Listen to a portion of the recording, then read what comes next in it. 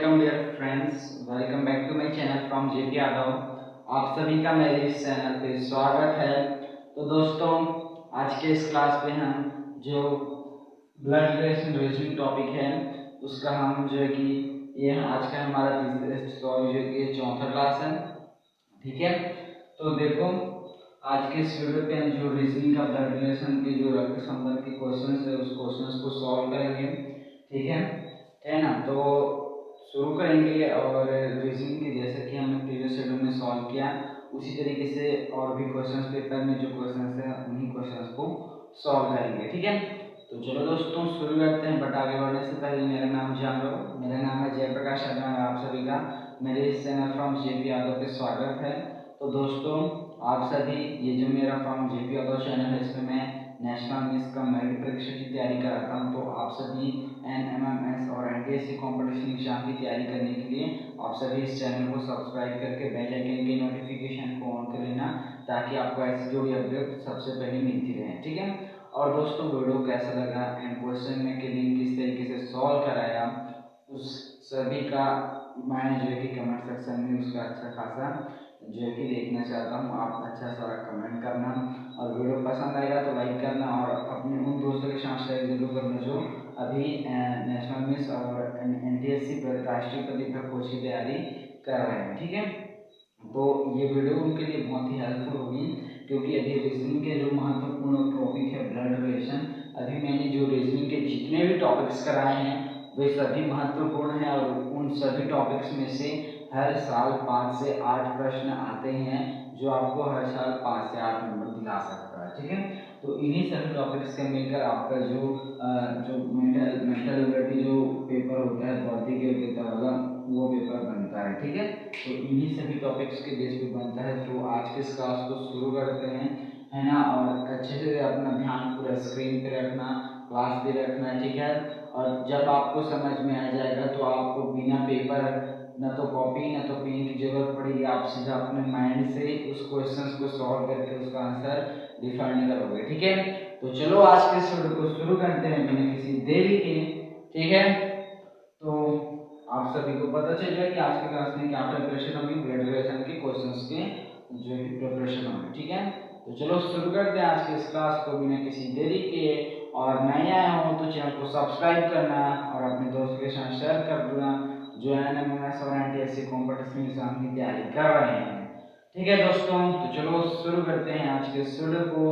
और हाँ, मतलब मैं आप सभी के लिए इतना मेहनत कर रहा हूँ तो प्लीज़ मेरे लिए एक लाइक शेयर और सब्सक्राइब, ताकि मुझे सपोर्ट मिले मेरा और आपके लिए और कुछ अच्छा करूँ। ठीक है, तो चलो आज की इस क्लास को शुरू करते हैं बिना किसी देरी के। ओके, तो चलो स्टार्ट करते हैं आज की इस क्लास को। ओके, तो दोस्तों अब हम ये जो हमारा फर्स्ट क्वेश्चन है, अब हम इस क्वेश्चन को सॉल्व करते हैं। क्वेश्चन क्या है इसको ध्यान से पढ़ते हैं, उसके बाद क्वेश्चन को सॉल्व करेंगे। क्योंकि जब तक हम क्वेश्चन को पढ़ेंगे नहीं, हमको डिफाइन नहीं होगा कि हमको यहाँ पे क्या सॉल्व करना है। इसलिए हमको क्वेश्चन को 2 से 3 बार पढ़ना चाहिए, रीड करना चाहिए। तो देखो क्वेश्चन पढ़ते हैं। M भाई है N का, M भाई है N का, ठीक है, और K बहन है N की। ओके, क्योंकि ये ब्लड रिलेशंस के क्वेश्चन हैं इसलिए ये क्वेश्चन इस प्रकार से रहेंगे। M भाई है N का, K बहन है N की, और B भाई है O का, और O बेटी है N की। तो हमको ये बताना है कि जो P का चाचा कौन है। 4 ऑप्शन है, इन चारों ऑप्शन में से कोई एक ऑप्शन हमारा राइट आंसर है, उसको हमको सेलेक्ट करना है एंड मतलब जी सॉल्व करके हमको डिफाइन होगा जो उसका सही आंसर है वो। उसके बाद हम इस क्वेश्चन को सॉल्व करेंगे। ओके, तो चलो शुरू करते हैं इस क्वेश्चन को सॉल्व करना। ध्यान से देखना, पूरा वीडियो को एंड तक देखना, तभी आपको इसका जो ट्रिक्स है वो समझ में आएगा कि किस तरीके से इस तरह के क्वेश्चन को सॉल्व किया जाता है। तो देखो इस तरीके के क्वेश्चन को सॉल्व करने के लिए आप इमेजिन की जरूरत पड़ती है, आपको इमेजिन करना पड़ता है ना, एक अनुभव करना पड़ता है जिससे ये क्वेश्चन जो है कि सॉल्व होता है। क्योंकि ये जो है कि इंसान अनुभव से ही आगे बढ़ता है और अनुभव से ही वो लर्न करके सीखता है, आगे बढ़ता है। ओके, तो इसलिए यहाँ पे आपको इमेजिन करके क्वेश्चंस को सॉल्व करना है। ठीक है, तो चलो सॉल्व करना शुरू करते हैं। ठीक है, फर्स्ट जो पैराग्राफ यहाँ तक है आपको वहां पे क्या बोला गया कि एम भाई है एन का, है ना, एम भाई है किसका, एन का भाई है, ओके, एम भाई है एन का, और जो के बहन है एन की, के बहन है एन की, के बहन है, ठीक है, मतलब ये समझो कि के एम एन ये तीनों भाई बहन है, ठीक है, क्योंकि यहाँ पे एम जो है कि एन का भाई है ना, एम जो है कि एन का भाई है, यहाँ पे मैं इसको लिखता हूँ, यहाँ पे ये एन है, तो एन का भाई है एम, है ना, और एम की बहन है के, है ना, सॉरी के की बहन है एम, मतलब कि ये समझो कि एम भाई है एम का, है ना, एम जो है कि किसका भाई है, एम किसका भाई है एम का, और के बहन है एम की, है ना, तो ये तीनों भाई बहन है, के जो है कि बहन है यानी ये लड़की है, और एन जो है कि एन का भाई कौन है एम, तो ये समझना यहाँ पे फर्स्ट लाइन पे क्या है, एम भाई है एन का, तो यहाँ पे हमने डिफाइन करा जो कि एन भाई है एम का, ठीक है, सॉरी हाँ एम का भाई मतलब जो एन का भाई है वो एन है, ठीक है, ये हुआ। उसके बाद के बहन है एम की, के जो है कि बहन है किसकी, एम की, है ना, तो ये समझो कि के एम एन ये तीनों भाई बहन है ना, क्योंकि एम और एन में भाई का रिलेशन है और के और एम में बहन का रिलेशन है, मतलब तीनों में जो है कि भाई बहन का रिलेशन है। ये तो क्लियर हुआ। अब क्या पूछा गया कि जो पी है वो भाई है ओ का, है ना, अब यहाँ पे पी आ गया, पी किसका भाई है, ओ का भाई है, पी ओ का भाई है, और जो ओ है ना, ओ जो है कि बेटी है किसकी, एन की, ओ एन की बेटी है, ओ जो है कि एन की बेटी है, और जो ओ है ना, ओ वो जो है कि पी का भाई है, ओ मतलब जो ओ का भाई है वो कौन है, पी है, और एन की बेटी ओ है। यहाँ पे समझना के एम एन ये तीनों भाई हैं, ठीक है, भाई बहन हैं, और जो एन है उसकी बेटी ओ है, और ओ का जो भाई है वो पी है। ये पूरे लाइन पे हमको यही बताया गया, देखो मैं यहाँ पे क्लियर कराता हूँ कि जो एम है वो एन का भाई है, ठीक है, के एम की बहन है, ठीक है, ये लाइन क्लियर हुआ।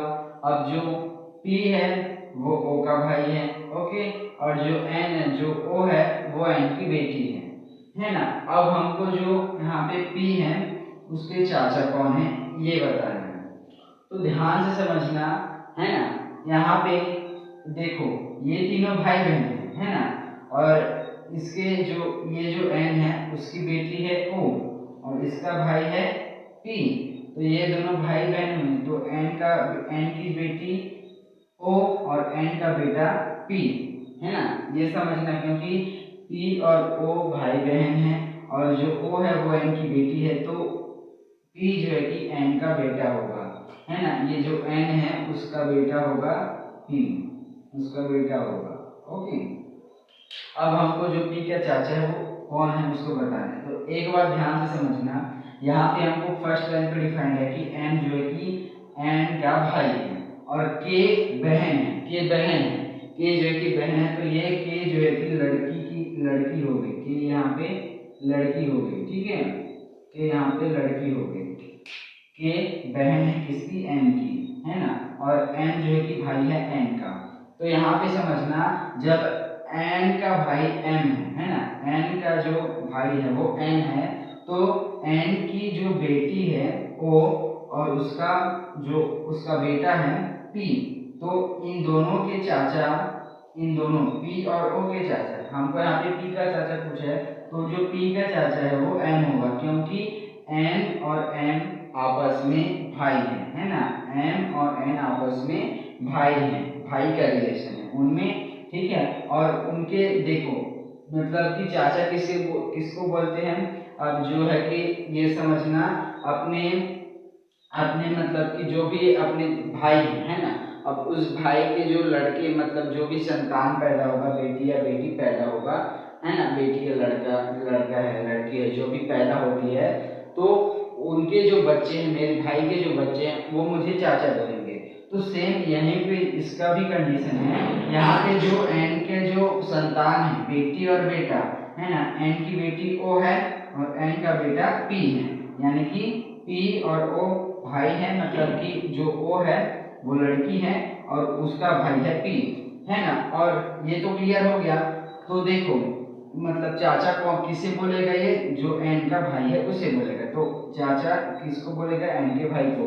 तो एन का भाई है एम, तो ये जो पी है वो एम को चाचा बोलेगा, क्योंकि वो चाचा मतलब कि हमको पूछा गया है, क्वेश्चन में ये पूछा गया कि जो पी है उसका चाचा कौन है, तो जो पी है उसका चाचा एम हो जाएगा।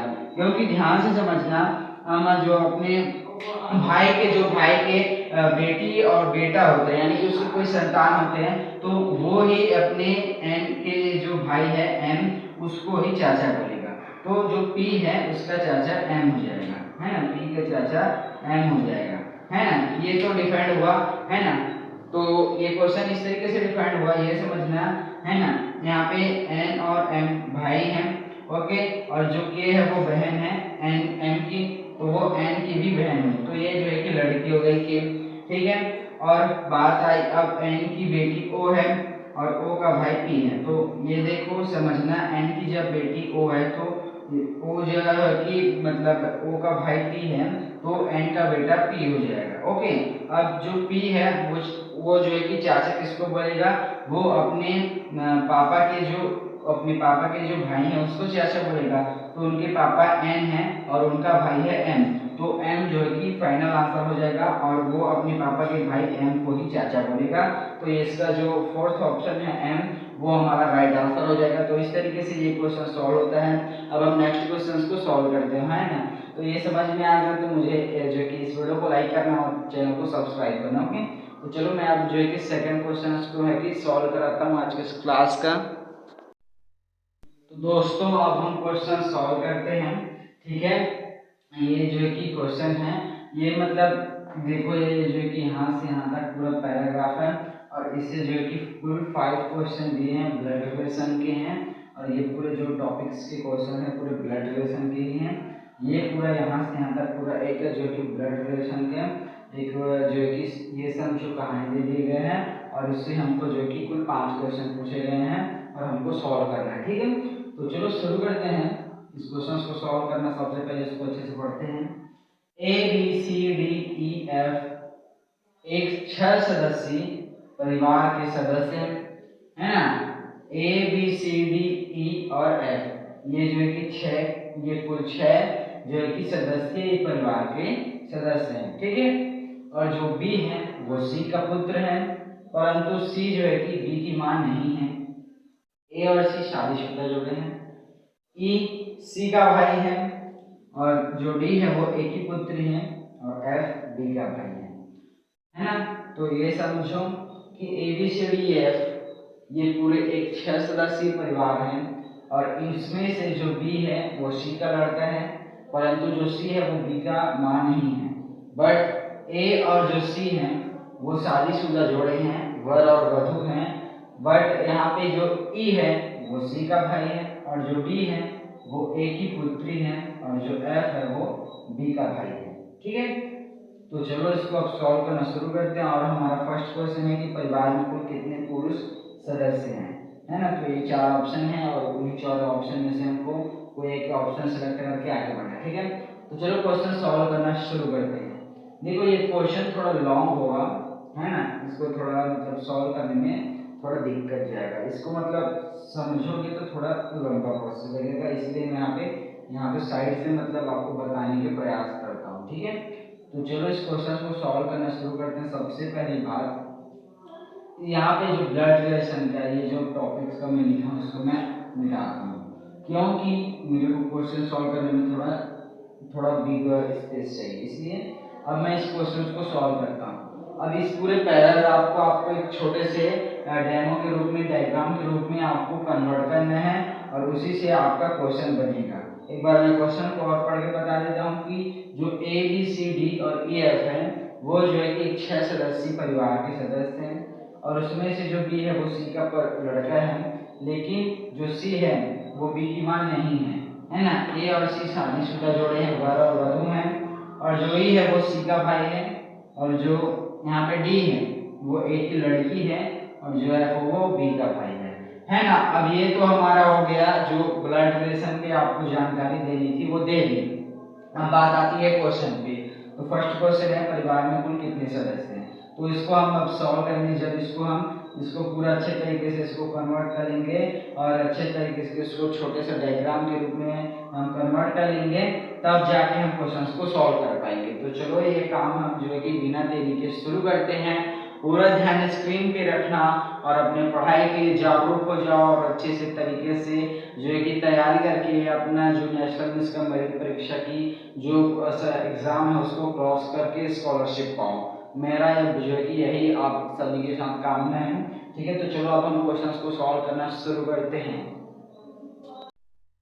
दोस्तों अब हम क्वेश्चन सॉल्व करते हैं। ठीक है, तो देखिए यहाँ पे हमको पता चला कि ए बी सी डी और ई एफ जो कि 6 सदस्यीय परिवार है, उसमें जो बी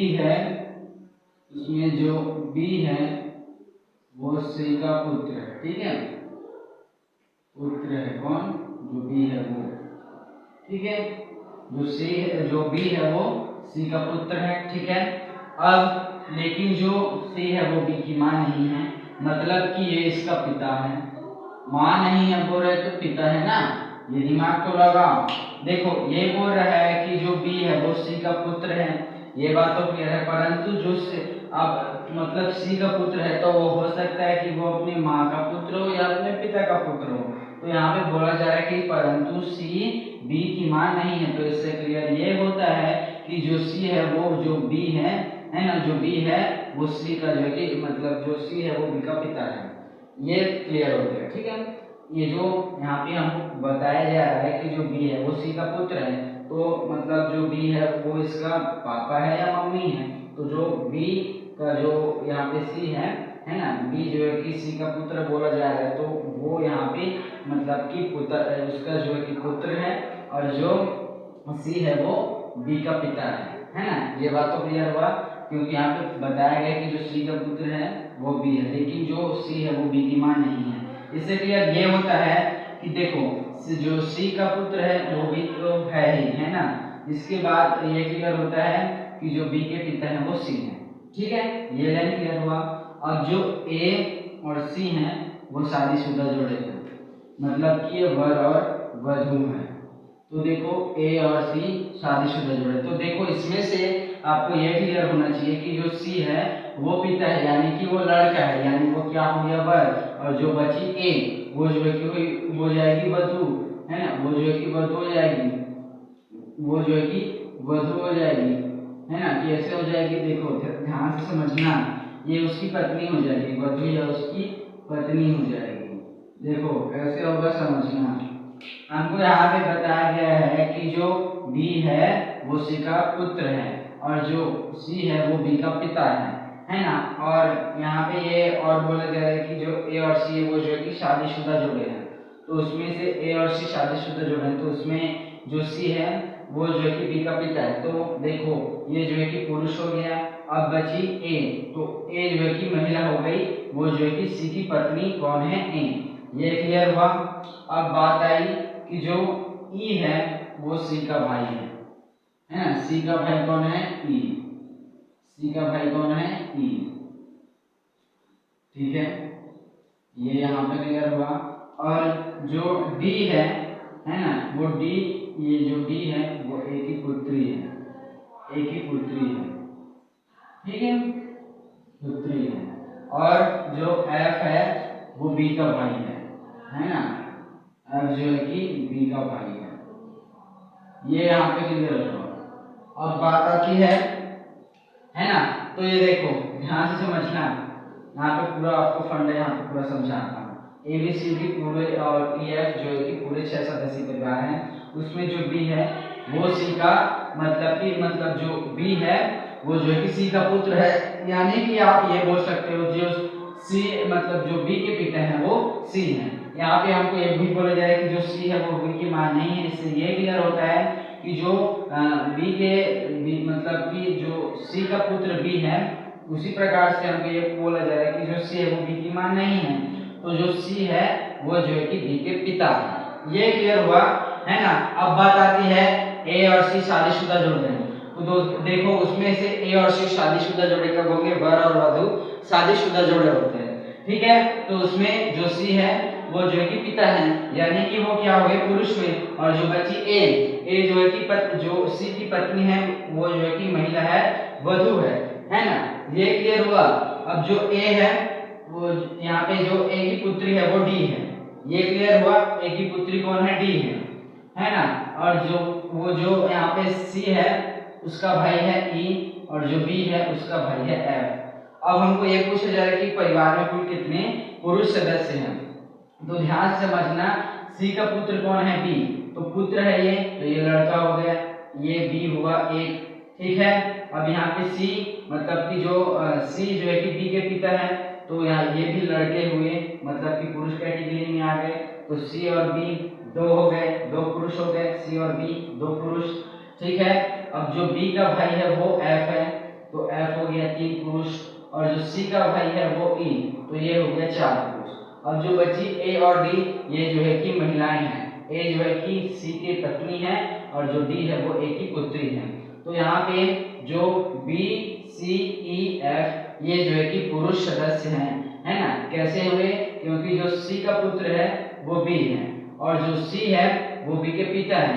तो इससे ये क्लियर होता है कि ये दोनों मतलब कि पुरुष कैटेगरी के मतलब कैटेगरी में है, बी और सी, है ना।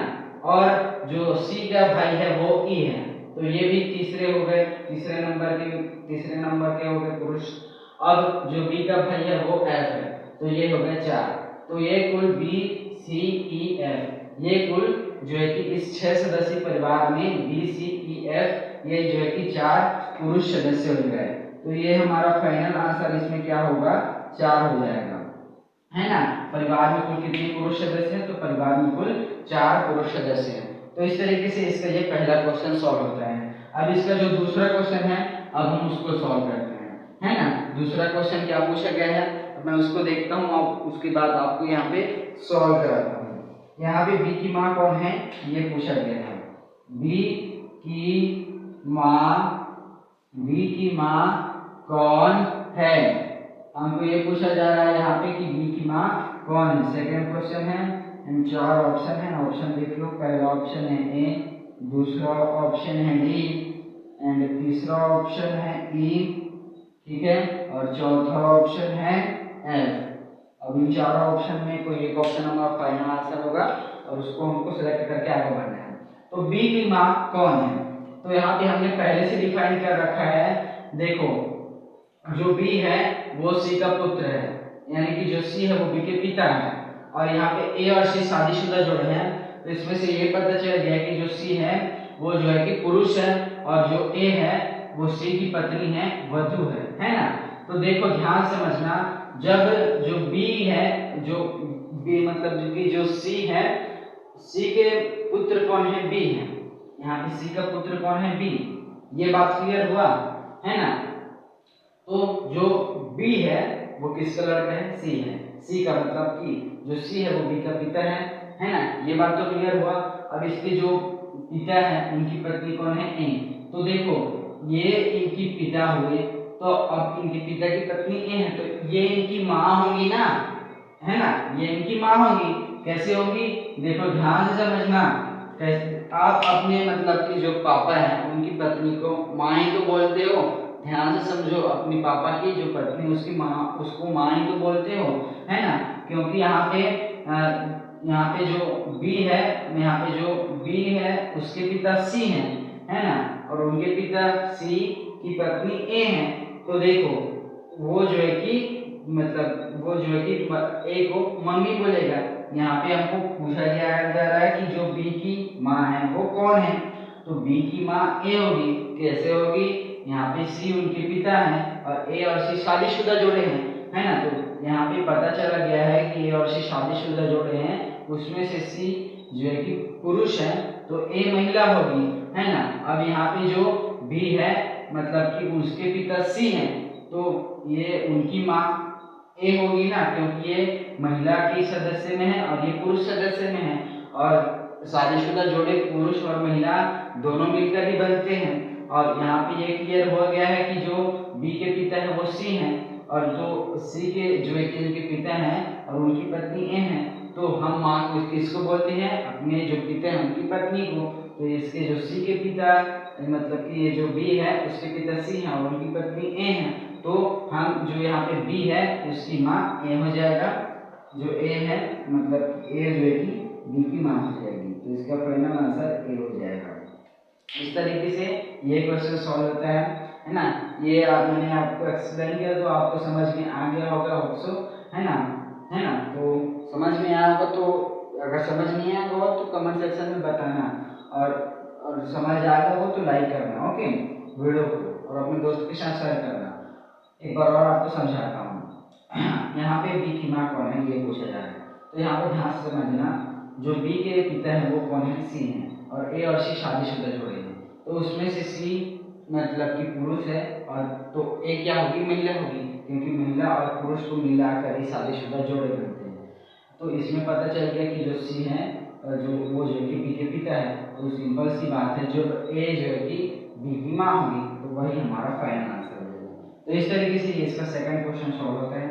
अब इसका जो थर्ड क्वेश्चन है उसको अब हम सॉल्व करते हैं, ठीक है, उसको हम सॉल्व करते हैं, और पूरा ध्यान स्क्रीन पे रहना चाहिए, और वीडियो को एंड तक देखना, तभी आपको अच्छे से क्लियर नहीं होगा। तो चलो अब इसका जो नेक्स्ट क्वेश्चन है थर्ड नंबर का, उसको सॉल्व करते हैं, ठीक है।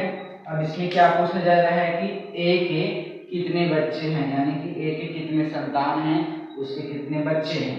तो ध्यान से समझना, ए और सी शादीशुदा जोड़े हैं ना, ए और सी शादीशुदा जोड़े हैं, और उसमें से जो डी है वो जो है कि एक ही पुत्री हुई, यानी कि वो सी की भी पुत्री हुई, तो ये हुआ उनके एक बच्चे, ठीक है। अब यहाँ पे ये पूछा, ये बोला भी जा रहा है, हमने प्रीवियस क्वेश्चन में भी याद किया कि जो बी है वो सी के मतलब कि जो सी के पिता मतलब जो बी है उनके पिता सी हैं और उनकी माँ ए हैं। तो यहाँ पे यहाँ पे ये इसके दो संतान हैं, ठीक है। तो ए के कुल जो है कि दो संतान हैं, ये हमारा फाइनल आंसर हो जाएगा। देखो ध्यान से समझो, यहाँ पे जो यहाँ पे फर्स्ट लाइन पे ये है कि जो बी के पिता कौन है, सी है, और यहाँ पे ये समझो कि ए और सी शादीशुदा जोड़े हैं, है ना, और उसमें से ए के कितने बच्चे हैं, यानी कि जितने बच्चे ए के होंगे उतने ही बच्चे सी के होंगे, क्योंकि वो दोनों जो है कि शादीशुदा जोड़े हैं, है ना। ये जो है कि ये जो कि पति और पत्नी हैं, और उनके देखो बच्चे कितने हैं, इसको देखते हैं। तो देखो ध्यान से समझो कि जो ए है, ए की पुत्री डी है, तो ये इनकी पहली संतान हुई, है ना, ए की पुत्री डी है, और यानी कि वो सी की भी पुत्री है, डी, ठीक है, वो सी की भी पुत्री, क्योंकि जब ये समझो अब अपने जो मम्मी है उनकी पुत्री ए की पुत्री डी है, यानी कि वो सी की भी पुत्री है। अब यहाँ पे जो सी का पुत्र भी है, यानी कि वो ए का भी पुत्र है, यानी कि इसमें बी और डी जो है कि ए और सी के जो है कि दो बच्चे हुए, तो ये हमारा फाइनल आंसर यही हो जाएगा, जो इसका 2 है, मतलब दो जो है कि ए के कितने बच्चे हैं, दो बच्चे हैं, बी और डी, है ना। कैसे हमको यहाँ पे पता चलता है कि जो बी के पिता हैं वो सी हैं, और ए और सी शादीशुदा जोड़े हैं, और ए की पुत्री डी है, तो यानी कि ए और सी की पुत्री डी है, और ए और सी के पुत्र बी हैं, तो यहाँ पे एक पुत्र और एक पुत्री ए और सी के पास हैं, तो वही हमारा दो जो है कि फाइनल आंसर हो जाएगा। इस तरीके से ये तीसरा क्वेश्चन सॉल्व होता है।